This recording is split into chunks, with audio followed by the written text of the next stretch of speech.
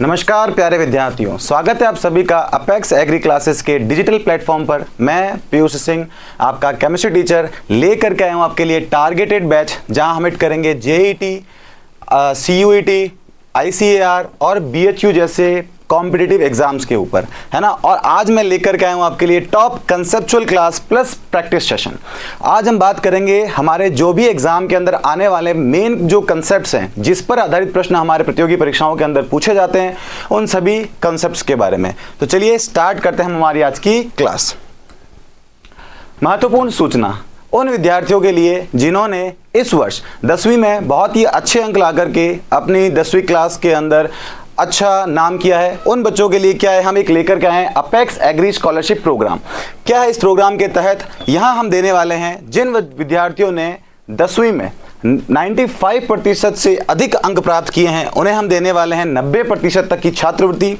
जिन विद्यार्थियों ने 90 से 95 यानी 90 to 95 के बीच में स्कोर किया, उन्हें मिलेगी 50% तक की स्कॉलरशिप। जिन विद्यार्थियों ने 85 to 90 के बीच में स्कोर किया है, उन्हें मिलेगा 25% तक का डिस्काउंट। और जिन बच्चों ने 80 से 85 के मध्य अंक प्राप्त किए हैं, उन्हें हम देंगे 15% तक की छात्रवृत्ति। तो जो विद्यार्थी इस वर्ष 10वीं पास हो करके हमारे कृषि संकाय के अंदर अपना भविष्य अगर उज्जवल करना चाहते हैं, तो हमारे साथ जुड़ सकते हैं अपेक्स एग्री क्लासेस के साथ में, जहां हम आपको ना केवल 11th और 12th की तैयारी कराएंगे, साथ में आपका लेकर के चलेंगे फाउंडेशन बैच। यानी ये फाउंडेशन बैच जो है वो आपके डायरेक्ट हिट करेगा आपके 12th के बाद होने वाली जो भी आपकी जो कॉलेज एंट्रेंस परीक्षाएं हैं उनको लेकर के, जहां हम बात करते हैं हमारी बाइलिंगुअल क्लासेस चलती हैं, हिंदी व इंग्लिश मीडियम साथ साथ में। और हमारी सभी क्लासेस के अंदर आपको देखने को मिलेगा डिजिटल बोर्ड प्लेटफॉर्म, जहां पर हम बच्चों को ना केवल पढ़ाएंगे जबकि हम अपने सब्जेक्ट से उन बच्चों को रूबरू करवाएंगे। तो ये हमारा एक बहुत बड़ा प्लस पॉइंट है, जहां बच्चा ना केवल सीखता है जबकि वो अपने सब्जेक्ट को अच्छे से पहचान सकता है और देख सकता है। चलिए आगे बढ़ते हैं।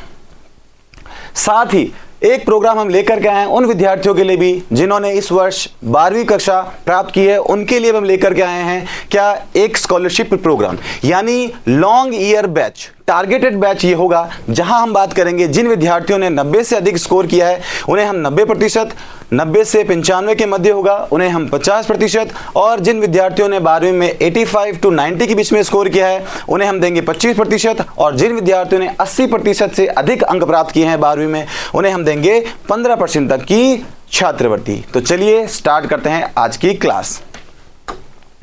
तो क्लास स्टार्ट करने से पहले स्टार्ट करते हैं एक पॉजिटिव थॉट्स के साथ में। क्या हमारी केमिस्ट्री डेली लाइफ से रिलेट करती है या नहीं? क्या कहता है ये थॉट, देखिए, life is a chemistry, dilute your sorrows, evaporates your worries, filter your mistakes and boil your ego, you will get the crystal of happiness। बहुत ही कम शब्दों के अंदर इसने जीवन के एक छोटे सारांश को व्यक्त कर दिया है। क्या कहती है ये लाइन? ये कह रही है कि अगर हम अपने जीवन में कुछ इन वस्तुओं का, इन चीज़ों का अगर ध्यान रखें, तो हमारा जो जीवन है वो किस तरह एक you get a crystal of happiness, यानी हम अपने जीवन को क्या कर देंगे, एकदम खुशनुमा कर देंगे। उसके लिए हमको इन कुछ छोटी छोटी बातों का ध्यान रखना है, जिससे हमारा जीवन क्या होगा, और भी सफल हो जाएगा। चलिए बात करते हैं हमारे नेक्स्ट स्लाइड की तरफ। तो हम बात करने वाले हैं आज आपसे टॉप कॉन्सेप्ट्स प्लस प्रैक्टिस के बारे में। यानी हम पहले बात करेंगे आपसे कॉन्सेप्ट्स के बारे में कि सर इन कॉन्सेप्ट्स के बेसिस पर जो बनने वाले जो इंपॉर्टेंट प्रश्न है उसे हम क्या करेंगे, आसानी से हल कर सकते हैं। तो पढ़ते हैं हमारा पहला प्रश्न जो है, दी गई संरचना में, यानी इस संरचना में कौन सा कार्बन सर्वाधिक यानी सबसे अधिक विद्युत ऋणात्मक है ना। इंग्लिश में हम कहें तो which carbon atom is the most electronegative in the structure, यानी आपको इस संरचना में पता लगाना है कि विद्युत ऋणता किस कार्बन की सर्वाधिक है ना। तो हम सर पता कैसे लगाएंगे, उससे पहले हम बात करते हैं इसके कॉन्सेप्ट के ऊपर कि ये प्रश्न किस पर आधारित है। तो आइए बात करते हैं हमारे कॉन्सेप्ट पर, है ना। तो हम बात कर रहे हैं यहां पर किस पे, विद्युत ऋणता के बारे में। किसके बारे में बात कर रहे हैं? विद्युत ऋणता।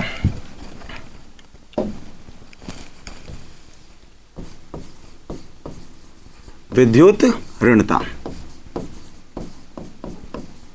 जिसे हम कहते हैं क्या, इलेक्ट्रोनेगेटिविटी। क्या कहा जाता है इसे इंग्लिश में? इलेक्ट्रोनेगेटिविटी। आई होप आपको इस टर्म का, इस शब्द का अर्थ पता है। इलेक्ट्रोनेगेटिविटी का मतलब होता है कि tendency to attract shared pair of electron, यानी जब भी कोई कंपाउंड यानी यौगिक अगर बंध बनाता है तो उनके मध्य दोनों तत्वों के बीच में, दोनों तत्वों के पास में किसके पास सर्वाधिक प्रवृत्ति होती है, क्या अपने इलेक्ट्रॉन को खींचने की, उसके बारे में हम यहां पर बात करते हैं। तो मैं आपको एक छोटा सा कॉन्सेप्ट ये समझाता हूं कि इसके आधार पर हम डायरेक्ट क्वेश्चन हिट कर सकते हैं, फिर उसके बाद बात करेंगे उसके पीछे छुपे हुए कॉन्सेप्ट के बारे में, है ना। तो जैसे हम लोग कहें, इसको अगर मैं शॉर्ट में आपको एक्सप्लेन करूं तो हम कह सकते हैं क्या कि जैसे जैसे बंधों की संख्या में क्या होगी, वृद्धि होगी, यानी हमारे बंध क्या होंगे, बढ़ेंगे, यानी जैसे जैसे क्या होगी, बंधों की संख्या में वृद्धि होगी, वैसे वैसे हमारी विद्युत ऋणात्मकता यानी इलेक्ट्रोनेगेटिविटी के मान में भी क्या होगी सर, वृद्धि होगी।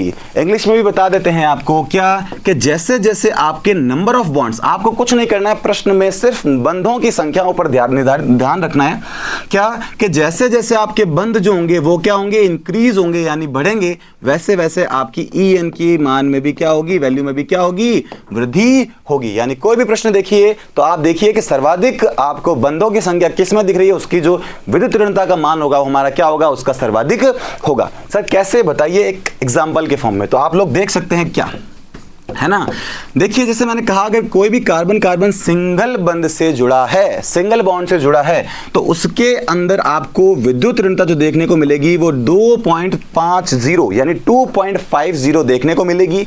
और अगर हम बात करें कि कार्बन कार्बन अगर डबल बॉन्ड से जुड़े हैं, द्विबंध से जुड़े हैं, तो इसकी विद्युत ऋणता का जो मान है वो होगा हमारा कितना, 2.75। और अगर मैं कहूं कि हमारे जो कार्बन है वो अगर ट्रिपल बॉन्ड से जुड़े हैं तो ये जो विद्युत ऋणात्मकता का जो मान होगा वो कितना होगा, 3.25। यानी हमने एक चीज इसमें क्या नोट की कि सर जैसे जैसे बंधों की संख्या में वृद्धि हो रही है वैसे वैसे सर हमारे जो EN यानी जो वैल्यू ऑफ इलेक्ट्रोनेगेटिविटी विद्युत ऋणता के मान में भी क्या हो रही है सर, वृद्धि हो रही है। ध्यान रखना ये वृद्धि है, ये एरो घटा, ये बढ़ाने का है ना, यहां जाने पर क्या होगी, आपकी EN की वैल्यू क्या होगी, इंक्रीज होगी। आई बात समझ में। ये तो हो गया सिर्फ कॉम्पिटिटिव एग्जाम्स के हिसाब से कि हमारे पास सर समय कम है, कम समय में हम किस तरह से हमारे क्वेश्चन को हिट कर सकते हैं, लेकिन एक्चुअल में इसका जो मेन रीजन है वो आता है हाइब्रिडाइजेशन के बेसिस पर। हाइब्रिडाइजेशन का मतलब हिंदी में होता है संकरण। ध्यान रखिएगा जो बच्चे इस प्रतियोगी परीक्षा के अलावा भी जो तैयारी कर रहे हैं वो लोग एक चीज और ध्यान रख सकते हैं कि जैसे जैसे बंधों की संख्या में वृद्धि होती है तो आपको पता है हाइब्रिडाइजेशन जो होता है, संकरण जो होता है वो क्या होता है, लगातार बदलता रहता है। तो ध्यान रखिएगा जैसे जैसे संकरण के मान के अंदर हम बोले हाइब्रिडाइजेशन में अगर S% कैरेक्टर्स जिसके पास अधिक होगा, ध्यान रखना उसकी विद्युत ऋणता का मान भी क्या होगा, सर्वाधिक होगा। ये कॉन्सेप्ट जो है वो हम लोग बाद में डिस्कस करेंगे जब हम आपके लिए लेकर के आएंगे लाइव लेक्चर्स हमारे टॉपिक्स के ऊपर। तो इसके बेसिस पर हम लोग देखते हैं कि हमने आज कॉन्सेप्ट से सीखा कि जैसे जैसे नंबर ऑफ बॉन्ड्स बढ़ेंगे इसका मतलब हमारी विद्युत ऋणता का मान भी क्या होगा, बढ़ेगा। तो देखते हैं इस कॉन्सेप्ट के बेस पर क्या हम उस प्रश्न को हल कर पा रहे हैं या नहीं। चलिए अब इसका आंसर आपको देना है, इसे आपको सॉल्व करना है। कंसेप्ट हमने आपको बता दिया, तो जिन बच्चों को उस कंसेप्ट के आधार पर इसका प्रश्न का उत्तर मिला है वो कमेंट बॉक्स में टाइप करिए कि सर बिल्कुल हमें समझ में आया है और इस प्रश्न का उत्तर ये है। तो देखिए हम इसको सॉल्व करते हैं। तो हमने देखा कि कार्बन 1, ये कार्बन 2 और ये कार्बन नंबर 3, इसमें हमने देखा सर ये दोनों कार्बन जो है वो एकल बंध से जुड़े हुए हैं, सिंगल बॉन्ड से जुड़े हुए हैं। इसके अंदर आप कार्बन नंबर 1 सर देखिए तो वो ट्रिपल बॉन्ड यानी त्रिबंध से जुड़ा है। इसका मतलब इस संरचना में इसमें सर्वाधिक बंधों की संख्या है। तो हम कह सकते हैं क्या कि सर नंबर 1 कार्बन जो है उसकी विद्युत ऋणता का मान क्या होगा, सर्वाधिक होगा। तो कौन सा है वो, हमारे पास में वो है ऑप्शन नंबर ए। तो बताइए कैसा लगा आपको ये हमारा कॉन्सेप्ट, और अगर क्लास आपको कॉन्सेप्चुअल लगे और आपको अगर इनके क्वेश्चन के आंसर आ रहे हो और अगर आप इसमें बढ़ चढ़ के हिस्सा लीजिए और साथ में हमारी क्या करिए, इस क्लास को अपने उन दोस्तों के साथ शेयर करिए जिनको इस क्लास की बहुत ज़रूरत है या जो इस प्रतियोगी परीक्षाओं की क्या कर रहे हैं, तैयारी कर रहे हैं। चलिए आगे बढ़ते हैं। प्रश्न नंबर आपके सामने आ रहा है 2। ये प्रश्न क्या कहता है कि निम्न संरचना में ओलेफिनिक बंधों की संख्या होगी, यानी number of bonds number of olefinic bonds in the given compounds, है ना। अब आपको एक संरचना दे रखी है, अब क्या करना है आपको, बंध के आधार पर, कौन सा बंध पूछा है, ऑलिफिनिक बंध पूछा है, उस बंध के आधार पर आपको क्या करनी है, उनकी संख्या गिन करके बतानी है। तो सर बताइए कि इसे हम कैसे निकाल सकते हैं। तो देखिए मैं आपको बताता हूं कि दो तरह के बंधों की संख्या आपसे सामान्यतः पूछेगा, है ना सर। वो कौन कौन से हैं, तो ध्यान रखिएगा, या तो वो हो सकते हैं कौन से, ऑलिफिनिक बॉन्ड, क्या हो सकते हैं, ऑलिफिनिक बॉन्ड, या उसे हम बोल सकते हैं क्या, ऑलिफिनिक बंध, है ना। ऑलिफिनिक बंध सर क्या होते हैं थोड़ा समझाइए। तो ध्यान रखना कि कार्बन कार्बन में अगर आपको क्या मिले, डबल बंध मिले, डबल बॉन्ड मिले, तो ध्यान रखना ऐसे बंधों को हम क्या बोलते हैं, ऑलिफिनिक बॉन्ड बोला जाता है। और इसे अगर हम कहें, अगर हमें क्या मिले, कार्बन व कार्बन के मध्य ट्रिपल बॉन्ड, यानी ट्रिपल बॉन्ड से वो अगर जुड़ा हो, तो ऐसे बंधों को हम बोलते हैं क्या, एसिटिनिलिक बॉन्ड, है ना, एसिटिनिलिक बॉन्ड या बंध। आई बात समझ में। आपसे क्या है, आपके प्रतियोगी परीक्षाओं के अंदर इन दो प्रश्नों में से, यानी इन दो बंधों की संख्या के आधार पर भी प्रश्न पूछा जा सकता है कि ऑलिफिनिक बॉन्ड अगर आपसे पूछे, बंध पूछे, तो हम लोग क्या करेंगे, कार्बन कार्बन डबल बॉन्ड गिन लेंगे। और अगर हमसे क्या पूछे, एसिटिलिक बॉन्ड की संख्या पूछे, तो हम देखेंगे सीधा फोकस करेंगे किस पर, कार्बन कार्बन ट्रिपल बॉन्ड के ऊपर। तो देखिए इसके आधार पर हम देखते हैं क्या कि सर उसका प्रश्न का उत्तर क्या होगा। तो प्रश्न आपके सामने ये है, तो अब आप मुझे गिन करके बताइए। मैंने आपको क्लियर कर दिया है कि ऑलिफिनिक बॉन्ड्स क्या होते हैं या एसिटिलिक बॉन्ड्स क्या होते हैं, तो गिन करके बताइए किसका आंसर क्या होगा। तो अब इस बात करते इस प्रश्न पे, तो हमने देखा कि इस संरचना में ये जो बॉन्ड हैं, इसमें देखो आपको कार्बन कार्बन के बीच में डबल बॉन्ड मिल रहा है, और ये जो बॉन्ड है इस स्ट्रक्चर में भी आपको कार्बन कार्बन के बीच में कौन सा बॉन्ड मिल रहा है, डबल बॉन्ड यानी द्विबंध मिल रहा है। तो इसका मतलब हम क्या कहेंगे, सर इस संरचना में जो ऑलिफिनिक बंधों की संख्या है वो कुल कितनी है, 2 है। आई होप आपको ये चीज समझ में आई होगी कि बॉन्ड के नाम और उनके नंबर के आधार पर भी हम प्रश्न आपसे पूछ सकते हैं। तो चलिए बढ़ते हमारे प्रश्न नंबर 3 की ओर।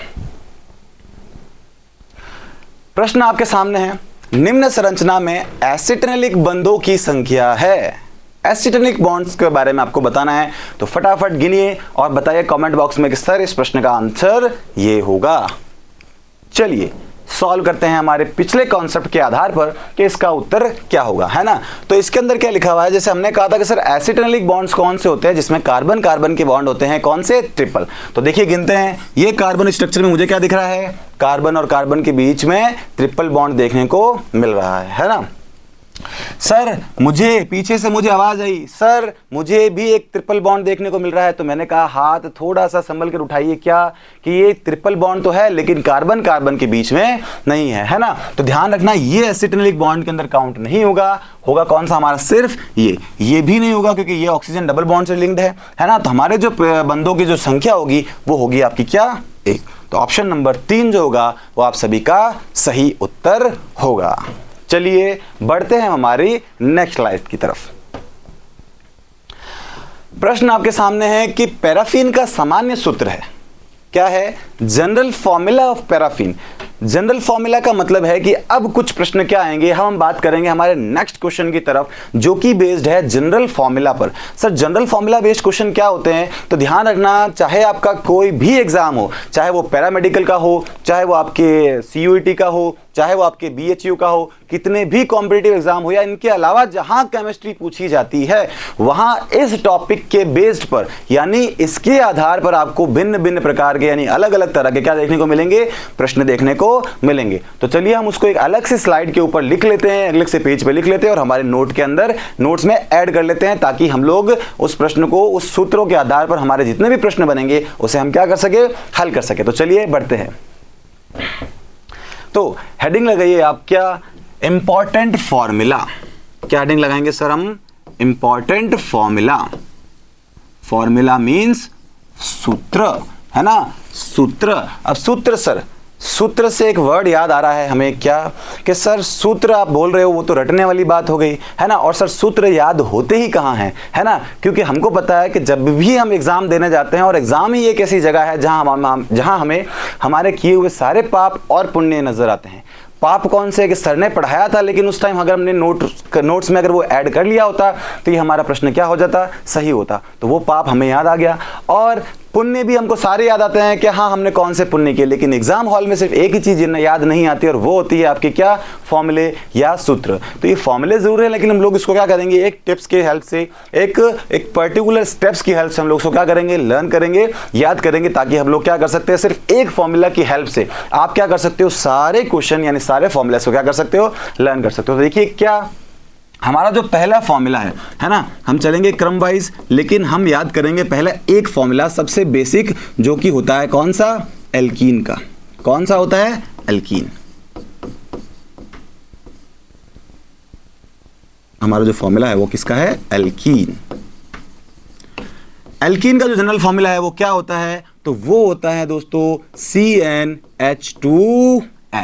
आपको बस ये एक सूत्र याद करना है, इसके बेसिस पर मैं आपको सारे सूत्र जो है वो क्या करवा दूंगा, याद करवा दूंगा, है ना। तो आपको कुछ इस तरह से याद रखना है कि जो पहली अंगुली हमारी है, ये फर्स्ट फिंगर है ना, ये फर्स्ट फिंगर, ये हमारी एल्केन है, ये हमारी एल्कीन है, और ये हमारी क्या है, एल्काइन है। दिख रही है क्या सभी बच्चों को, ये तीन उंगलियां कैसे याद करेंगे, एल्केन, एल्कीन और एल्काइन। हमको सिर्फ इस बीच वाली का क्या करना है, फॉर्मूला याद करना है। वो फॉर्मूला किसका है, एल्कीन का, एल्केन, एल्कीन और एल्काइन। इसका सूत्र हम लोग याद करेंगे क्या, CnH2n। बस क्या है, CnH2n। फटाफट मेरे साथ बोलिए क्या फॉर्मूला एल्कीन का, CnH2n। अब मुझे बताइए ये जो ऊपर वाली अंगुली है वो इससे ऊपर है, तो हम क्या करेंगे, इसका नाम क्या रखा था हमने, एल्केन। तो ध्यान रखना इसका फॉर्मूला हमने याद किया, अगर हम लोग इसका फॉर्मूला निकालेंगे, सूत्र निकालेंगे तो +2 जोड़ देंगे, और अगर नीचे वाली का यानी एल्काइन का अगर फॉर्मूला हम लोग निकालेंगे तो क्या करेंगे, -2 कर देंगे, है ना। तो देखिए लिखते हैं क्या, एल्केन का फॉर्मूला,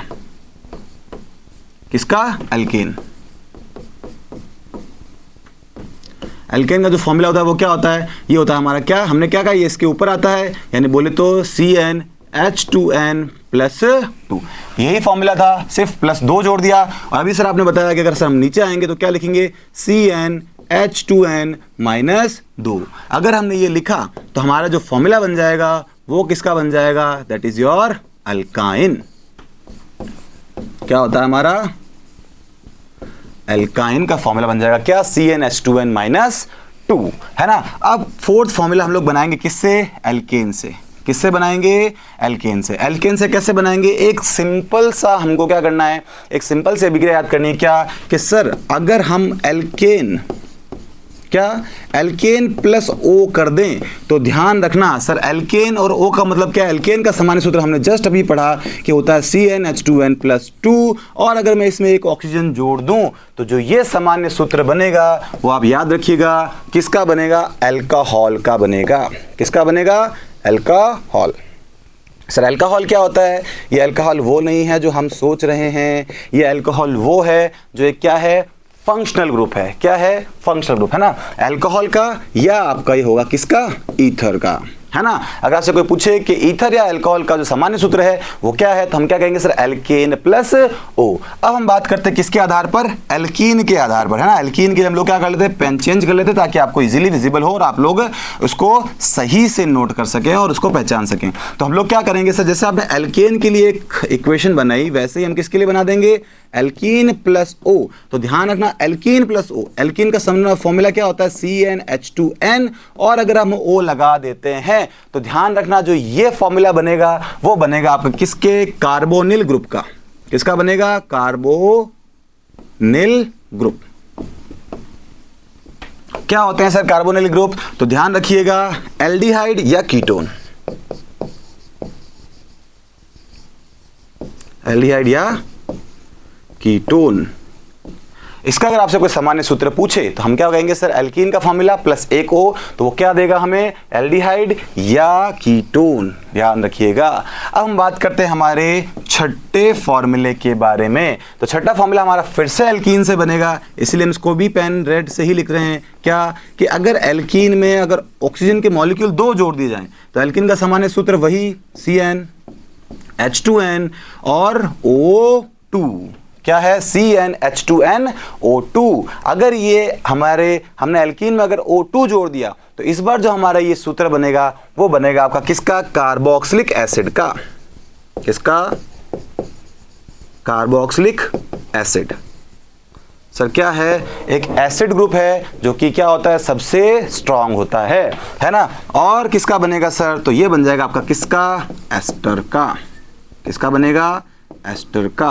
इंग्लिश में, हिंदी में भी इसे ऐसे ही लिखा जाता है, कोई नई बात इसमें नहीं है। तो सर आपने क्या पढ़ा है, एक बार रिवाइज करवा दीजिए। तो मैंने आपको टिप्स के फॉर्म में याद कराया कि आपका ये एल्कीन होता है, ये आपका एल्काइन होता है, ये एल्केन होता है, ये आपका एल्कीन होता है और ये अल्काइन होता है। हमको सिर्फ इस बीच वाले का, एल्कीन का याद करना है, क्या? CnH2n, है ना। एल्केन के लिए जाएंगे तो +2, एल्काइन के लिए जाएंगे तो -2 और एल्केन अल्कोहल तो हम लोग बात करेंगे इसके बारे में, एल्केन प्लस O तो हमको देगा क्या? अल्कोहल का और ईथर का फॉर्मूला, है ना। और हमने बात की सर एल्कीन से भी 2 बना सकते हैं, क्या? एल्कीन प्लस A को जोड़ दे तो हमारा बन जाएगा कौन सा? Carbonyl group. देखो बोल रहा है कार्बोनिल, है ना। ईल यानी बोले तो एल्कीन प्लस O यानी बोले तो एल्डिहाइड या कीटोन। और अगर हम बात करें कि एल्कीन में ही अगर हम O की जगह क्या जोड़ दें? O2 तो हमारा वो सूत्र बनेगा, वो किसका बनेगा? आपके कार्बोक्सिलिक एसिड या फिर एस्टर का। आई होप आपको ये चीज, ये फॉर्मूलेज जो हैं वो क्या हो चुके होंगे, याद हो चुके होंगे। तो ध्यान रखना विद्यार्थियों, मेरे दोस्तों, है ना, क्या कि इसके अंदर इस पर आधारित प्रश्न सीधा एग्जाम में आपको पूछा जाएगा कि इस पर आधारित प्रश्न आप बताइए। आई बात समझ में? तो चलिए हम एक काम करिए, आप इसको अपने नोट्स के अंदर ऐड ऑन कर लीजिए, लिख लीजिए या इसका क्या ले लीजिए? स्क्रीनशॉट ले लीजिए।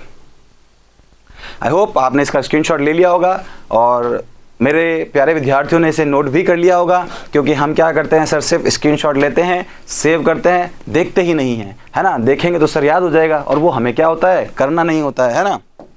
चलिए अब हमारा जो पांचवा प्रश्न से पहले हमारा जो प्रश्न था वो तो रह ही गया। हमसे पूछा है क्या? पैराफिन का सामान्य सूत्र।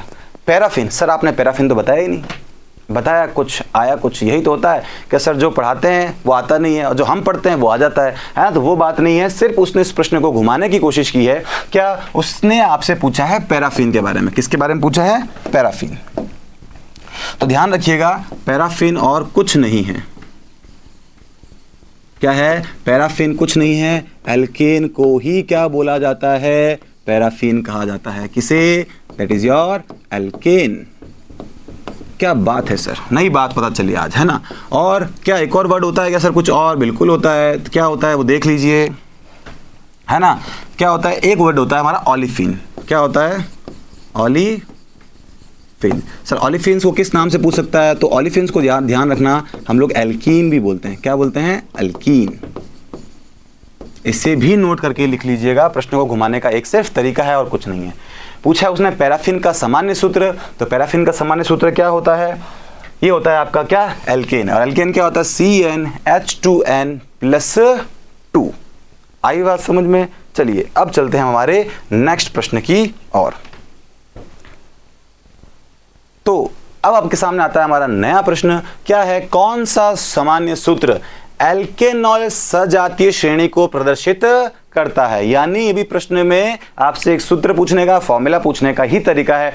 क्या है वो तरीका? तो देखिए, the general formula of the general molecular formula which represents the homologous series of alkanols, है ना। यानी अब सर इसमें हमको तो कोई फंक्शनल ग्रुप या कोई क्रियात्मक ग्रुप तो दिख ही नहीं रहा है। तो ध्यान रखना, होता सब है लेकिन सब क्या रखते हैं? छुपा करके रखते हैं, है ना। होता सबके पास है लेकिन सब छुपा के रखते हैं। क्या सर? कि इसने बोला है ऑल, और हमको पता है ऑल जो है वो क्या है? एक प्रीफिक्स है। क्या है? एक प्रीफिक्स है ना। प्रीफिक्स बोले तो क्या कि हमको पता है, हमने आईयूपीएससी में पढ़ा है कि सर कुछ सफिक्स और कुछ प्रीफिक्स होते हैं, यानी अनुलग्न और पूर्व लग्न, जिनके आधार पर हम लोग क्या करते हैं? फंक्शनल ग्रुप को क्या कर सकते हैं? डिफाइन कर सकते हैं। तो ध्यान ना, ये जो ऑल है ये हमेशा किसके लिए लगता है? ये जो आता है आपके लिए, ये आता है आपके अल्कोहल ग्रुप के लिए। किसके लिए? अल्कोहल। अरे देखो, ये देखो, है ना, ये छुपा हुआ यहां पर दिख रहा है आपको, क्या? ऑल। तो ध्यान रखना, ऑल जो है वो किससे रिलेटेड है? अल्कोहल। और अल्कोहल का हमने पढ़ा था क्या कि ये होता है हमारा क्या? Alkene plus O. देखिए तो एल्केन और ओ कहां दिख रहा है हमको? Sir alkene plus O. तो ये हमारा क्या होगा? सही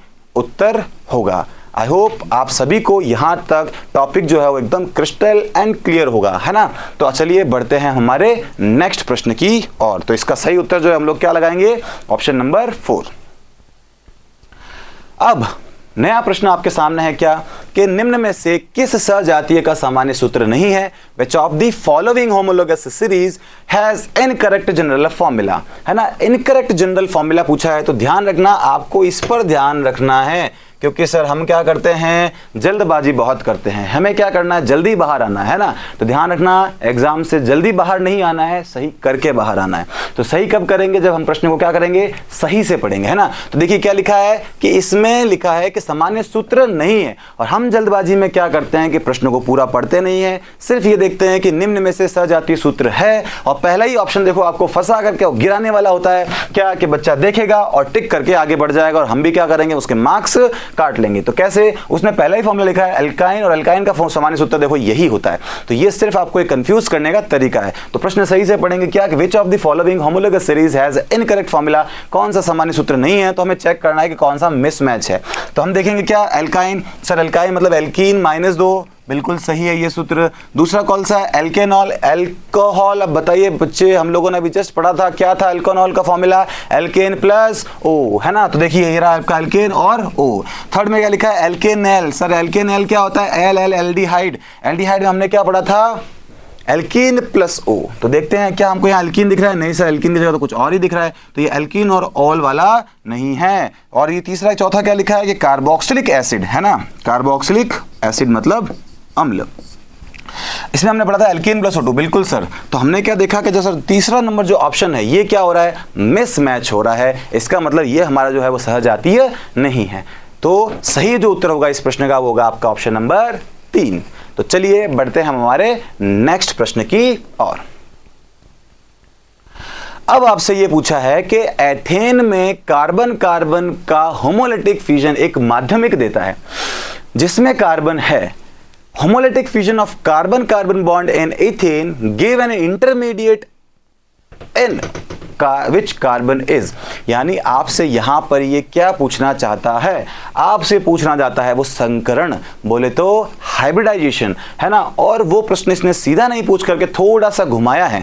तो हम पहले बात करते हैं किसके बारे में, इंटरमीडिएट के बारे में। हमें पता तो होना चाहिए उसने इथेन को लिंक किया है किससे, इंटरमीडिएट से। तो ध्यान रखना, रिएक्शन के अंदर जब भी रिएक्टेंट से प्रोडक्ट का फॉर्मेशन होता है, यानी जब भी क्रियाकारक या अभिकारक से क्या बनता है, उत्पाद बनता है, तो बीच में यानी उत्पाद के बनने से पहले एक अस्थायी क्या बनती है, एक स्पीसीज बनती है ना। उसे हम क्या बोलते हैं, that is known as intermediate या फिर मध्यवर्ती। नाम से चुना है, नाम से ही क्लियर है, मध्यवर्ती यानी मध्य में आने वाला, किसके, क्रियाकारक व उत्पाद के मध्य। तो उन प्रजातियों को हम बोलते हैं क्या, मध्यवर्ती। तो आपसे ये इंटरमीडिएट का हाइब्रिडाइजेशन पूछने वाला है, जो कि टॉपिक आपके लिया गया है जनरल ऑर्गेनिक केमिस्ट्री से। तो पहले बात करते हैं हम इसके कुछ इंपॉर्टेंट एस्पेक्ट्स के बारे में, फिर उसके बारे में बात करेंगे क्या कि ये क्वेश्चन जो है वो किस आधार पर हम हल करेंगे। तो चलिए बात करते हैं हमारा जो आज का जो नया और कॉन्सेप्ट है उसके बारे में। तो उस कॉन्सेप्ट को समझाने से पहले मैं आपको थोड़ा सा इंट्रोडक्शन दूंगा, किसके बारे में,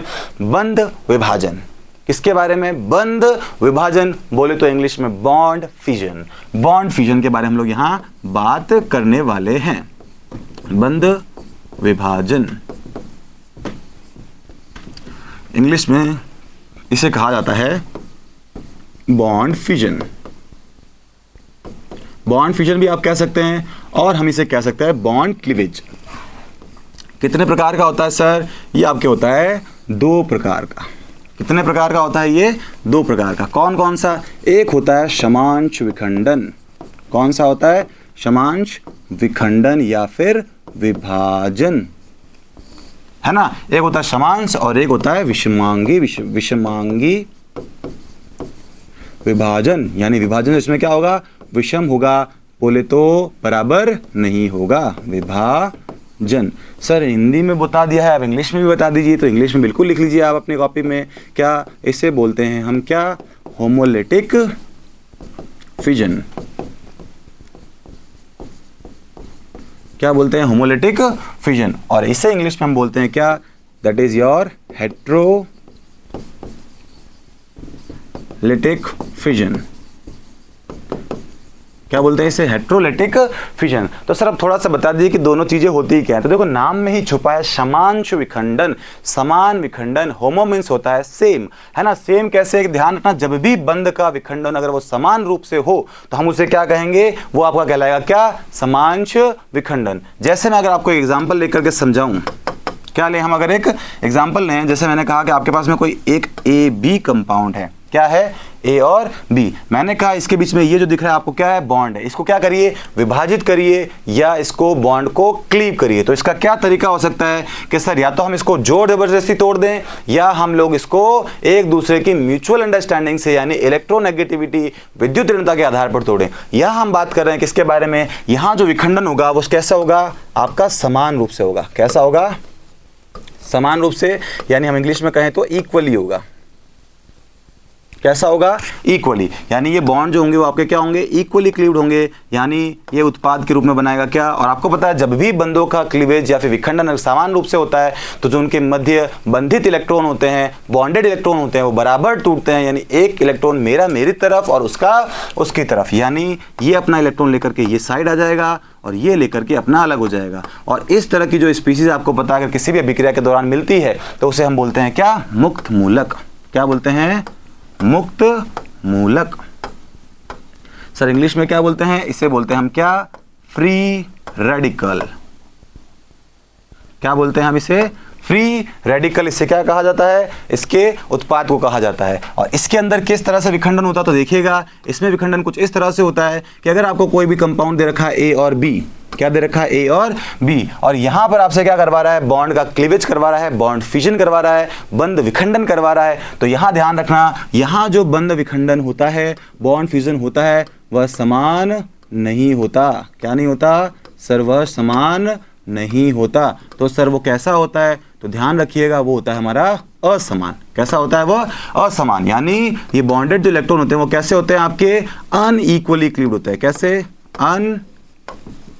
अनइक्वली, यानी इक्वली क्लीव्ड नहीं होंगे। पार्शियल चार्ज या तो उस स्पीशीज के पास में या इस परमाणु के पास या फिर उस परमाणु के पास में क्या हो जाएगा, स्थानांतरित। और ये होता है इलेक्ट्रोनेगेटिविटी यानी विद्युत ऋणता के आधार पर। जिस तत्व की विद्युत ऋणता अधिक होती है तो ध्यान रखना विद्यार्थियों क्या, कि वो अपने इलेक्ट्रॉन अपनी तरफ खींच लेते हैं, क्योंकि हमको पता है विद्युत ऋणता का तात्पर्य ये होता है कि दोनों परमाणुओं में से किसके पास अधिक बंधित इलेक्ट्रॉन को खींचने की क्या है, प्रवृत्ति है। क्या है, प्रवृत्ति। जिसके पास इलेक्ट्रॉनों को खींचने की प्रवृत्ति क्या होगी, अधिक होगी, वो हमारा क्या कर लेगा, इलेक्ट्रॉन ले लेगा। और हमें ये चीज पता है कि कोई भी केमिकल स्पीसीज, कोई भी परमाणु अगर सामने वाले का कोई भी आवेश, चार्ज अगर वो अपनी तरफ खींच लेता है तो उसके ऊपर ऋणात्मक आवेश आता है, यानी नेगेटिव चार्ज आता है। और कोई स्पीसीज, कोई एटम अगर अपना इलेक्ट्रॉन किसी को डोनेट कर देता है तो उसके ऊपर क्या आता है, धनात्मक आवेश आता है। तो सर ये हमको कैसे याद रहेगा, तो आप इसे रिलेट कर सकते हैं कैसे, कि आप जब भी मंदिर में जाते हैं, कहाँ जाते हैं सर, मंदिर में चले जाते हैं कभी कभार, है ना। तो मंदिर में जाते हैं तो क्या करते हैं, कभी कभार हम क्या करते हैं, दान पेटी में कुछ पैसे दान करते हैं, तो हमें आपको पता है कैसी फीलिंग आती है,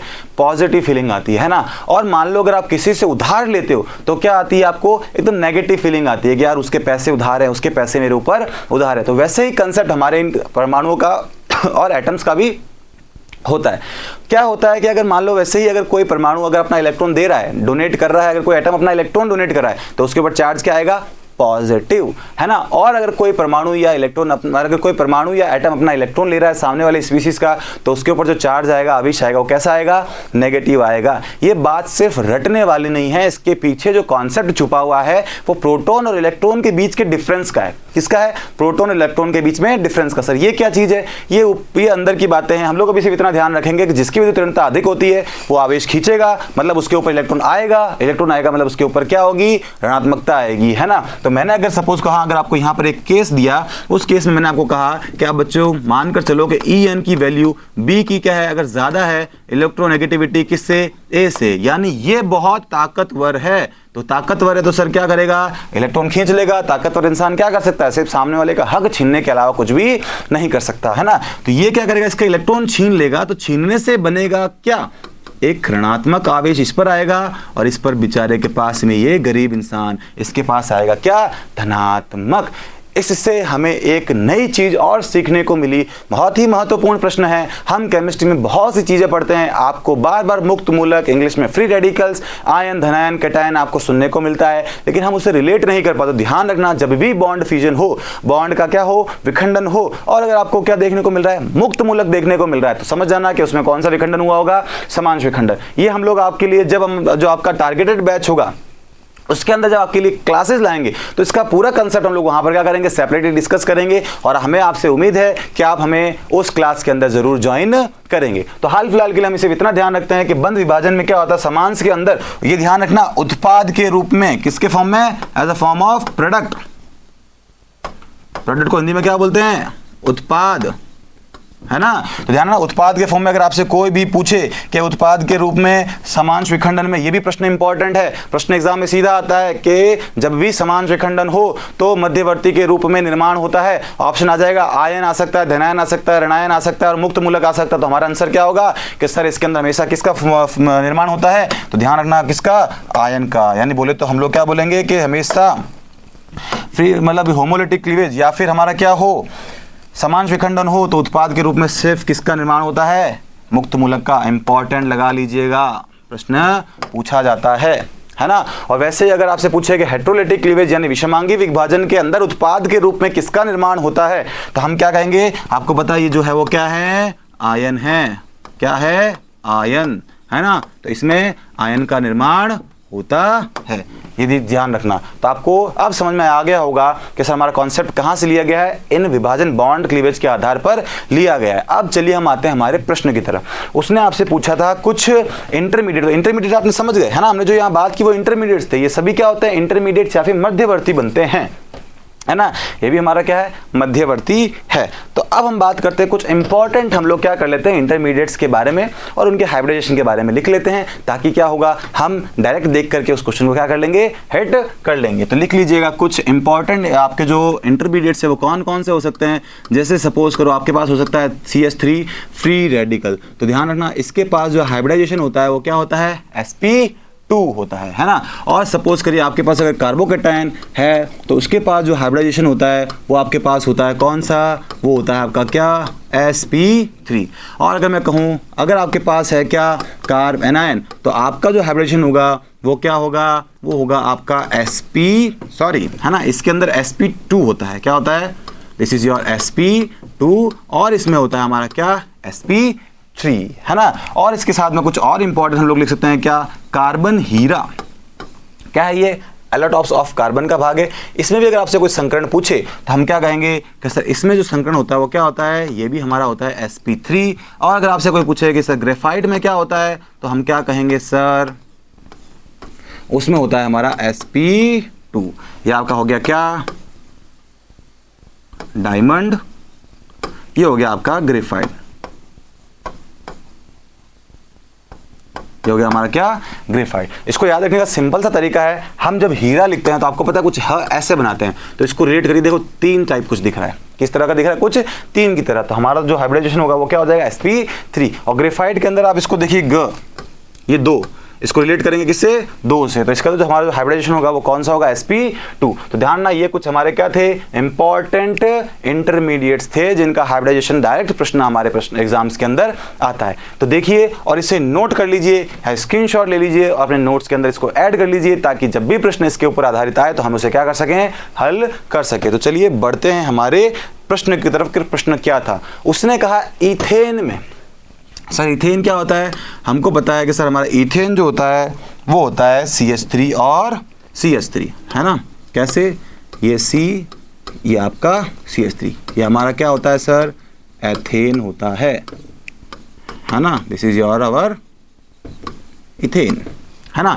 अब उसने क्या बोला, समांगी विखंडन। सर अभी हम पढ़ करके आए हैं, ये तो बहुत ही मजा आ गया। क्या कंसेप्चुअल क्लास थी सर, हम लोग ने अभी जस्ट पढ़ा कि जब भी समांश विखंडन होता है तो क्या होता है, बॉन्ड का इक्वली क्लीवेज देखने को मिलता है। इसका मतलब सर ये अपना इलेक्ट्रॉन लेकर अपनी तरफ और ये लेकर के अपनी तरफ। मजा आ गया सर, क्या आ गया है, मजा। क्यों आ चुका है, क्योंकि हमने इसे बहुत अच्छे से पढ़ा, हम मध्यवर्ती को जान चुके, हम इंटरमीडिएट को जान चुके, हम उसके ऊपर आधारित हाइब्रिडाइजेशन के ऊपर भी आ चुके हैं कि सर उनके ऊपर आधारित प्रश्न भी बनता है। तो बता दीजिए फटाफट, हमने अभी जस्ट नोट किया कि इस स्पीसीज के ऊपर जो हाइब्रिडाइजेशन होता है वो होता है हमारा कौन सा, sp2।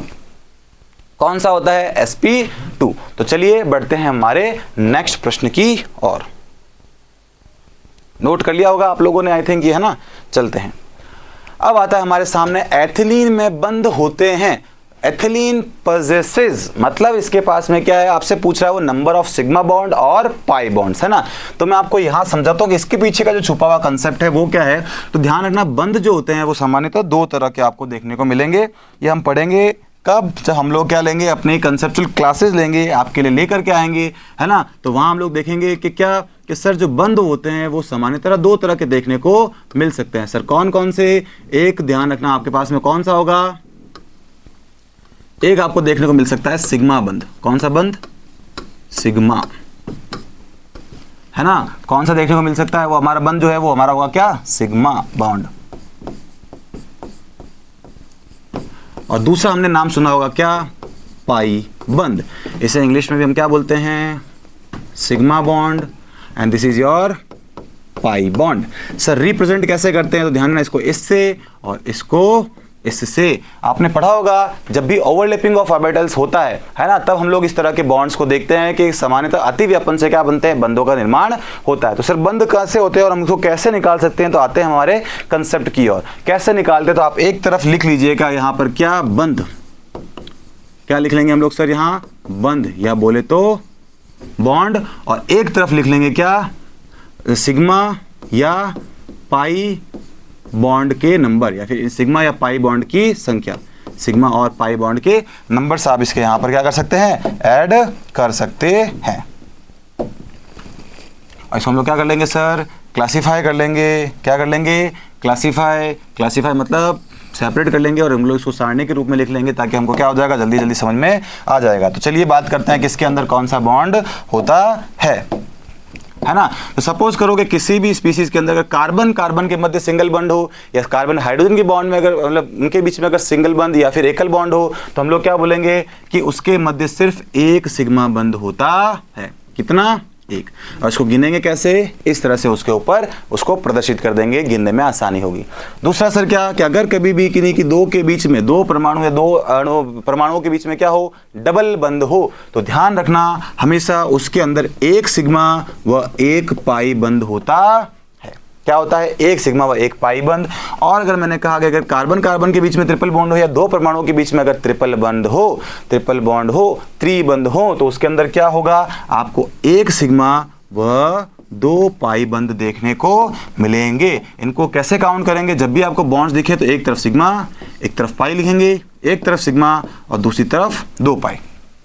दो पाई क्या लिखेंगे, दो पाई, ना कि चार पाई। चार पाई हिलती रहती है, चार पाई इधर उधर जा सकती है, वैसे ही चार पाई के हिसाब से हमारे देखें तो पाई भी यहाँ क्या हो रहे हैं, नंबर ऑफ पाई बॉन्ड्स बदल रहे हैं। तो आप लोग ये नोट कर लीजिए कि जब भी हम लोग क्या करेंगे, बंधों के आधार पर भी क्या आते हैं, प्रश्न आते हैं, यानी बंध भी हमको, यानी बॉन्ड भी हमको काउंट करने पड़ सकते हैं, सिग्मा बॉन्ड कितने हैं या फिर पाई बॉन्ड कितने हैं। तो चलिए आते हैं हमारे प्रश्न की तरफ कि प्रश्न हमसे क्या पूछ रहा है। उसने पूछा है एथिलीन में बंधों की संख्या है। तो सर एथिलीन में बंध आएंगे कहाँ से, जब हम निकालेंगे तो देखिए हम काउंट करते हैं कैसे, फटाफट इस क्वेश्चन को सॉल्व करते हैं ना। तो अब एथिलीन होता क्या है वो भी देख लेते हैं, है ना। तो एथिलीन के ऊपर आते हैं। एथिलीन क्या है, सी डबल बॉन्ड सी और H, C double bond C, एक एच यहाँ, एक एच यहाँ, एक एच यहाँ और एक एच यहाँ। अब फटाफट सभी लोग क्या करेंगे, बंध गिनेंगे मेरे साथ। ये सिग्मा बॉन्ड, ये भी सिग्मा बॉन्ड, यहाँ सर एक सिग्मा एक पाई। और देखो पीछे से मेरे पास आवाज आ रही है, बच्चे चिल्ला चिल्ला के बोल रहे सर अभी आपने बताया था क्या कि सिंगल बॉन्ड के बीच में क्या होता है, सिग्मा बंध होता है। हम लोग गिन लेंगे 1 2 3 4 5, यानी नंबर ऑफ सिग्मा बॉन्ड हमारे पास आ गए कितने, 5, और पाई आ गया हमारे पास कितना, 1। अब इसके आधार पर आप क्या कर लीजिए, अपने क्वेश्चन को सॉल्व कर लीजिए। तो इस देखिए ऑप्शन कहाँ है, 2 sigma and 2 pi bonds, 2 pi bonds, 5 sigma and 1 pi bond. बिल्कुल 5 सिग्मा एंड 1 पाई बॉन्ड, यानी हमारा जो सही उत्तर होगा वो क्या होगा, ऑप्शन नंबर 3, 5 सिग्मा व 1 पाई बंध। आई होप आपको ये भी समझ में आया होगा कि सर बंध भी हम काउंट करके क्या कर सकते हैं, उस प्रश्न को सॉल्व कर सकते हैं। तो चलिए बढ़ते हमारे नेक्स्ट प्रश्न की ओर। नोट कर लीजिएगा इसे और लिख लीजिएगा अपने नोट्स के अंदर, है ना। अब प्रश्न आता है क्या कि 1,3 ब्यूटाडाइन में होता है 1,3 ब्यूटाडाइन हैश। तो फटाफट मैं आपको 30 सेकंड देता हूं, आप इसकी स्ट्रक्चर ड्रॉ करिए और उसके ऊपर बंध की संख्या गिन करके मुझे कमेंट बॉक्स में आंसर दीजिए, सर इसके अंदर इसका नंबर क्या होगा। आपका समय स्टार्ट होता है अब, 30 सेकंड आपके पास में है। और बाकी बच्चे जो भी हमारी क्लासेस देख रहे हैं, वो अगर आपको क्लासेस कंसेप्चुअल लग रही हैं, अच्छी लग रही हैं और हमारी मेहनत आपके लिए बहुत ही ज़्यादा है, और आप बच्चे क्या करेंगे, तब तक जो बच्चे सॉल्व कर रहे हैं उनके अलावा जो भी बच्चे वो क्या करेंगे, हमारे इस वीडियो को लाइक, शेयर और अपने दोस्तों के साथ क्या करेंगे, शेयर करेंगे और हमारे साथ में सब्सक्राइब करेंगे। तो चलिए, बच्चों का उत्तर आने लग गया है और देखते हैं क्या है आंसर इसका। तो इसे आइए इसे हम क्या करते हैं, सॉल्व करते हैं। चलिए, तो हमने कहा है 1,3 ब्यूटाडाइन। सर मुझे नहीं आता, तो देखो हमने कहा हम सिखाएंगे कैसे। ब्यूट का मतलब होता है 4 कार्बन। क्या होता है, 4 कार्बन। कोई चीज़ हार्ड लगे तो उससे क्या करेंगे, हम तोड़ तोड़ के सॉल्व करेंगे, है ना। 4 कार्बन ब्यूट हो गया। सर उसने क्या बोला है, डाईइन। सर इन कितनी, डाई और कहाँ, 1 और 3 के ऊपर नंबरिंग कर लेंगे कहीं से भी 1 2 3, क्योंकि कोई फंक्शनल ग्रुप, कोई क्रियात्मक ग्रुप जो ग्रुप है वो प्रेजेंट नहीं है, तो इसके आधार पर हम नंबरिंग कहीं से भी कर सकते हैं। अब उसके आधार पर हम क्या कर देंगे, नंबर डाल देंगे 1,3। ये तो हो गया आपका 1,3 ब्यूटाडाईइन। अब हम क्या करेंगे, हाइड्रोजन की वैलेंसी यानी संयोजकता को क्या करेंगे, आराम से एडजस्ट करेंगे। यानी ये हो गया हमारा इसकी वैलेंसी यानी का संयोजकता हो गई 4, 1 2 3 4। यहाँ हमारे पास आ जाएगा 1 H, यहाँ भी आ जाएगा 1 H, यहाँ आ जाएंगे हमारे पास 2 H। अब इसके बाद तो कोई भी प्रश्न को सॉल्व कर सकता है, फटाफट गिनिए मेरे साथ। यहाँ सिग्मा बॉन्ड, यहाँ सिग्मा, 1 पाई, यहाँ सिग्मा, यहाँ सिग्मा, यहाँ 1 सिग्मा 1 पाई और एक यहाँ सिग्मा और एक यहाँ सिग्मा। गिनती तो हमें सभी को आती है, फटाफट गिनती करिए और हमें बताइए कि इसका सही आंसर क्या होगा। तो देखिए 1 2 3 4 5 6 7 और 8, 1 2 3 4 5 6 7 8 और 9, यानी सर 9 जो हमारे आ रहे हैं वो क्या आ रहे हैं, सिग्मा बंद आ रहे हैं। क्या आ गए हमारे, सिग्मा बंद। और पाई कितने आ गए, 2 हमारे आ गए क्या, पाई बंद, है ना। ये आ गए हमारे क्या, 2 पाई बंद, मतलब होता है इंग्लिश में क्या, दिस इज योर बॉन्ड। देखिए ऑप्शन कौन सा है, 9 और 2 कहीं दिख रहा है क्या, 2 3 3 2 3 1 नहीं। इसका मतलब जो इसका हमारा जो सही आंसर होगा वो ऑप्शन नंबर होगा 4, नन ऑफ दीज। चलिए अब हम बात करते हैं हमारे नेक्स्ट प्रश्न की और। चलिए नया प्रश्न और आज की क्लास का अंतिम प्रश्न क्या है कि एक यौगिक में सभी ठीक कोण कितने हैं, 109 डिग्री व 28 मिनट। तो x होगा, क्या लिखा है, in the following compound and in compound x all the bonds angle, क्या बोला उसने एक शब्द, एग्जैक्टली कितना, 109 degree and 28 minutes. Then the compound x, ध्यान रखना ये हैलोजन नहीं है, क्योंकि हर बार चमकती हुई चीज सोना नहीं होती है ना। तो वैसे ही हर बार हर जगह x जो होता है वो हैलोजन नहीं होती, तो उस हिसाब से थोड़ा क्वेश्चन को सॉल्व करिएगा। यहाँ जो x है ये हमारा क्या है, एक अननोन कंपाउंड है। क्या है, एक अननोन, जो आपको फाइंड करना है वो है x, है ना। तो फटाफट बताइए मुझे कि इसके अंदर क्या होगा। चलिए, तो इस प्रश्न को सॉल्व करने से पहले हम देखते हैं कि इसके पीछे का कंसेप्ट क्या है। क्या है इसके पीछे का कंसेप्ट क्या है, तो आइए बात करते हैं इसके कंसेप्ट के ऊपर, है ना। तो इसके कंसेप्ट पे बात करते हैं, एक स्लाइड हम ऐड कर लेते हैं कि इसके ऊपर एक कंसेप्ट जो है वो क्या है। तो ये जो कंसेप्ट है यानी जो प्रश्न है ये आपके आया है बॉन्ड एंगल व हाइब्रिडाइजेशन के बीच में, यानी हम कह सकते हैं कि संकरण, या इसे हम बोलते हैं हाइब्रिडाइजेशन। क्या बोलते हैं, हाइब्रिडाइजेशन, है ना।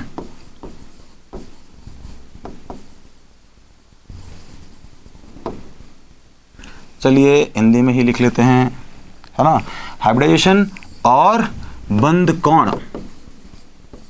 बंध कोण, बंध कोण क्या होता है, ये होता है आपका बॉन्ड एंगल। बाइलिंगुअल लेकर चलेंगे, सभी का साथ सभी का विकास, है ना। तो यहां लिखेंगे हम लोग संकरण और यहां लिखेंगे क्या, बंध कोण। तो देखिएगा अगर आपको हाइब्रिडाइजेशन देखने को मिले क्या, sp, क्या देखने को मिले, sp हाइब्रिडाइजेशन अगर आपको देखने को मिले तो ध्यान रखना यहां पर जो आपका जो बंध कोण होगा, कितना होगा, बंध कोण होगा वो आपका होगा कितना, 180 डिग्री। कितना होगा सर, 180 डिग्री। और अगर आपका यहाँ पर हाइब्रिडाइजेशन क्या हो, sp2 हो, तो हमारा जो बंध कोण होगा वो होगा कितना, 120 डिग्री। क्या, मात्र 120 डिग्री। अब बात करते हैं किसके बारे में, थर्ड के बारे में, यानी sp3 जब भी होगा तो ध्यान रखना आपका जो एंगल होगा वो कितना होगा, 109 डिग्री व 28 मिनट। कितना? 109 डिग्री 28 मिनट। इसका मतलब आपको हाइब्रिडाइजेशन sp3 चेक करना है किसके अंदर है, उस हिसाब से हम क्या करेंगे, इसका आंसर करेंगे। तो देखते हैं हमारे प्रश्न की तरफ। प्रश्न क्या कह रहा है? Chloroform, carbon tetrachloride, chloromethane, iodoform, इनमें से आपसे पूछा है। सबसे पहले हमें इसके सूत्र पता होने चाहिए। क्लोरोफॉर्म का जो फॉर्मूला होता है वो आपका होता है CHCl3। कार्बन टेट्राक्लोराइड का जो फॉर्मूला होता है वो होता है आपका CCl4। क्लोरोमीथेन का जो फॉर्मूला होता है वो आपका होता है CH3 और Cl। और आपका जो आयोडोफॉर्म का फॉर्मूला होता है वो आपका क्या होता है? CHI3। I3, अरे I3 मतलब समझ में आई? I3 क्या मतलब क्या है? अब इनकी स्ट्रक्चर ड्रॉ करिए और हाइब्रिडाइजेशन निकालिए कि सर हाइब्रिडाइजेशन क्या होगा। तो ध्यान रखना, मैं आपको छोटी सी टिप देता हूँ कि हाइब्रिडाइजेशन sp3 तभी होता है जब उनके कार्बन के आसपास क्या हो, सिर्फ सिंगल बंद हो। तो देखिए इनकी स्ट्रक्चर ड्रॉ करिए, उसके आधार पर आप देखिए कि सर इसमें किसके आसपास सिंगल बॉन्ड है, और उसके आधार पर हम क्या करते हैं, सॉल्व करने की कोशिश करते हैं। देखिए, है ना, जैसे क्लोरोफॉर्म की फॉर्मूला क्या हो गया? C, अरे ये कलर विजिबल है ना, सभी को विजिबल है ना? तो CH क्लोरोफॉर्म CHCl3 है ना, ये तो क्लोरोमीथेन हो गया। C ये हमारा हो गया क्या? क्लोरोफॉर्म। दूसरा हमारा हो गया कार्बन टेट्राक्लोराइड,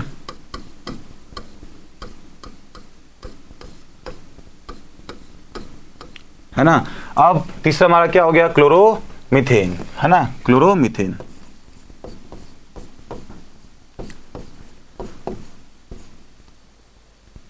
क्लोरोमीथेन। और चौथा हमारा हो गया क्या? आयोडोफॉर्म।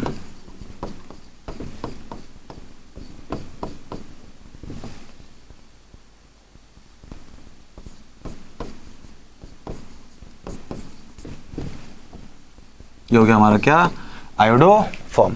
अब सर सभी कार्बन जो है वो क्या है? एकल बंध से घिरे हुए हैं। किससे घिरे हुए हैं? एकल बॉन्ड से, यानी सिंगल बॉन्ड से घिरे हुए हैं। तो सर इसमें हम पता कैसे लगाएंगे कि यहाँ पर कौन सा हाइब्रिडाइजेशन देखने को मिलेगा? तो मैंने आपको क्या कहा था कि उसके लिए sp3 हाइब्रिडाइजेशन होना चाहिए, तो सभी का sp3 है, तो उसके लिए ध्यान रखिएगा। अगर आपको ठीक 109 डिग्री 28 मिनट बोला है तो हम क्या देखेंगे कि किसी परमाणु यानी कार्बन के आसपास सारे के सारे कैसे होने चाहिए? सेम एलिमेंट होने चाहिए, सेम परमाणु होने चाहिए, ताकि उनकी इलेक्ट्रोनेगेटिविटी का डिफरेंस क्या हो? इक्वल हो। तो बॉन्ड एंगल भी क्या बनेगा? इक्वल बनेगा। वहां पर कोई भी बाहरी तत्व यानी कोई भी एक्सटर्नल फैक्टर अप्लाई नहीं होंगे, तो बॉन्ड एंगल भी चेंज नहीं होगा। तो हमको सर एकमात्र एक ही ऐसा सहारा दिख रहा है जिसके आसपास क्या है? बॉन्ड सेम एलिमेंट हैं, क्लोरो क्लोरो क्लोरो क्लोरो। हमारा आंसर क्या होगा? आप कोई भी बच्चा आंख बंद करके जवाब दे सकता है। क्या? आंख बंद करके देना, लेकिन सवाल का जवाब सही।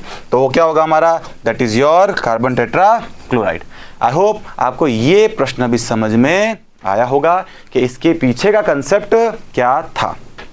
तो अब हम बात करते हैं किसके बारे में? आपके होमवर्क के बारे में। किसके बारे में? होमवर्क। सर सब कुछ अच्छा लगता है, बस ये एक ही शब्द अच्छा नहीं लगता है। क्या? होमवर्क। क्यों? क्योंकि इसमें करना पड़ता है सर काम, और हम तो वैसे भी काम करते ही नहीं हैं, है ना। तो ये आपके लिए होमवर्क है। आप इस प्रश्न को पढ़िए और इस प्रश्न का उत्तर कमेंट बॉक्स में दीजिए कि सर इस प्रश्न का उत्तर क्या है, और फिर हम देखते हैं कि वो उन बच्चों में से जो आपने आंसर दिए हैं उनमें से किसका सही आंसर है। करना कुछ नहीं है। निम्न संरचना का IUPAC नाम क्या है, या what is the correct IUPAC name of the given, या फिर फॉलोइंग स्ट्रक्चर। ये स्ट्रक्चर आपके सामने है, आपको IUPAC नाम बताना है, जो कि आपके परीक्षाओं के अंदर सीधा प्रश्न IUPAC नोमेनक्लेचर से आता है। हम करते हैं हमारी आज की कक्षा को, क्लास को समाप्त। आई होप आपको हमारी जो क्लास है वो कंसेप्चुअल लगी होगी, क्वेश्चंस भी आपको अच्छे लगे होंगे, और ये जो सभी क्वेश्चन हैं ये आपके एग्जाम की परीक्षा यानी जो आपकी परीक्षा है उनके पॉइंट ऑफ व्यू से जो आपके अधिकतम प्रश्न जिन टॉपिकों से पूछे जाते हैं उन्हें मैं आपके सामने लेकर के आया हूं। तो आई होप आप सभी को हमारी क्लास अच्छी लगी होगी। तो आप सभी हमारी क्लास को ज़्यादा से ज़्यादा शेयर करिए और सब्सक्राइब करिए और अपने दोस्तों के साथ में साझा करिए। और जो विद्यार्थी हमारे यहाँ एग्रीकल्चर डिपार्टमेंट से कृषि संकाय से जुड़ना चाहते हैं तो शीघ्र ही एडमिशन ले सकते हैं। लिमिटेड सीट्स अवेलेबल हैं। कॉन्टैक्ट नंबर आपके सामने दे रखे हैं। आप ऑनलाइन के मतलब फ़ोन करके भी क्या कर सकते हैं, अपनी सीट को सुनिश्चित कर सकते हैं और जल्दी से एडमिशन ले सकते हैं। आपकी कक्षाएं जो हैं वो क्या हो चुकी हैं, प्रारंभ हो चुकी है। आई होप आप सभी को हमारी क्लास बहुत ही पसंद आई होगी। तो चलिए मिलते हैं हमारे पार्ट 2 टॉप कंसेप्ट्स पार्ट 2 के अंदर, जहां हम लोग क्या करेंगे, कंसेप्ट प्लस क्वेश्चन को डिस्कस करेंगे। तो मिलते हैं हमारी नेक्स्ट क्लास के अंदर। तब तक सभी को बाय बाय, जय हिंद, जय भारत। मिलते हैं नेक्स्ट क्लास में।